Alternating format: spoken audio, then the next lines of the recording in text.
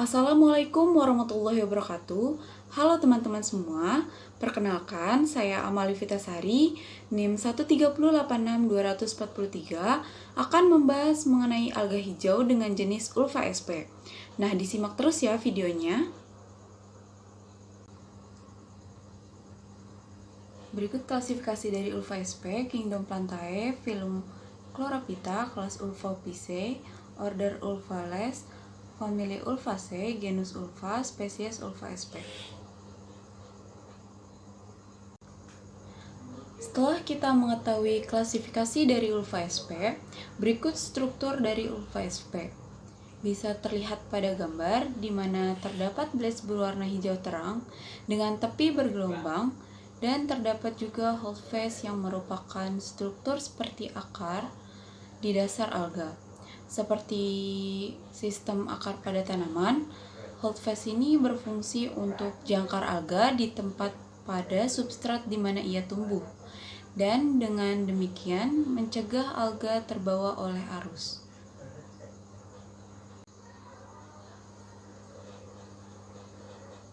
Berikut saya akan membahas mengenai morfologi dari Ulva sp. Secara umum, Ulva memiliki ciri-ciri sebagai berikut. Talus menyerupai lembaran atau berupa lembaran lebar maupun kecil, dengan tepi lembaran berombak, dengan blade berwarna hijau cerah sampai hijau tua, talus berwarna gelap pada bagian tertentu atau terutama dekat dengan bagian pangkal yang disebabkan karena ada sedikit penebalan, dan terdapat holdfast. Nah, morfologi ulva berbeda-beda tergantung jenisnya. Umumnya, perbedaan tersebut terletak pada lembaran talusnya. Lembaran tersebut antara lain lebar membentuk lembaran besar, kecil, membentuk jaring atau net, maupun membentuk rambut-rambut. Kemudian, ada beberapa spesies ulva di sini dengan lembaran talus yang berbeda sebagai faktor penentu dalam membedakan jenis ulva. Nah, yang pertama ada Ulva fasciata yang memiliki talus menyerupai lembaran halus dengan pinggiran yang ikal berombak. Kemudian ada Ulva lactuta yang memiliki talus tipis, lembaran licin, tepi lembaran berombak, dan di bagian pangkal terdapat penebalan. Kemudian terdapat Ulva reticulata yang memiliki talus berupa lembaran kecil membentuk rumpun menyerupai jaring. Kemudian, habitat dari Ulva sp ini itu pada daerah tropis. Tumbuhan ini juga biasanya terdapat di air yang dangkal atau zona intertidal bagian atas sampai kedalaman 10 meter.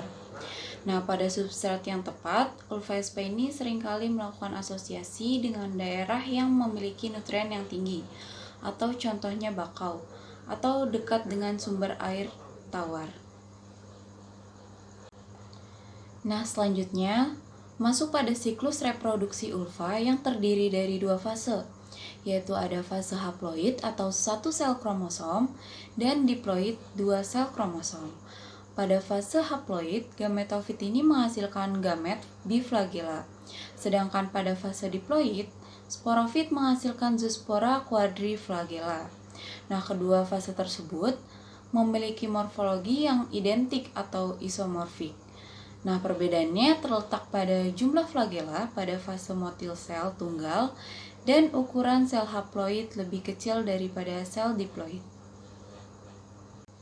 Kemudian, perkembangbiakan ulva ini dapat melalui reproduksi vegetatif maupun generatif. Nah, sistem perkembangbiakan pada ulva ini biasa disebut dengan istilah dioecious isomorphic bifasik dengan perkawinan isogami. Nah, selain itu, reproduksinya dapat terjadi juga dengan cara fragmentasi. Nah, kemudian masuk ke manfaat. Yang pertama diantaranya yaitu Ulva sp ini disebut salah satu sumber makanan yang sehat bagi manusia. Serat yang terkandung pada rumput laut ini dapat membantu proses pencernaan dalam tubuh, sehingga memakan ulva dalam jumlah tertentu dapat membantu memperlancar pencernaan orang yang memakannya. Nah, Ulva sp juga memiliki kandungan protein yang cukup tinggi.